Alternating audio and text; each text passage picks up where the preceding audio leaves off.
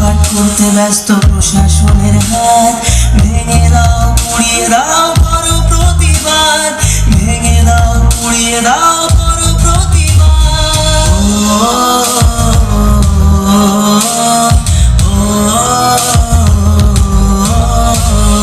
কে শেখালো ধরতে মোদের হাতে মোমবাতি, মৌন মিছিল ছিল না মোদের কখনো স্বীকৃতি। সাক্ষী আছে লঙ্কা কাণ্ড পুরো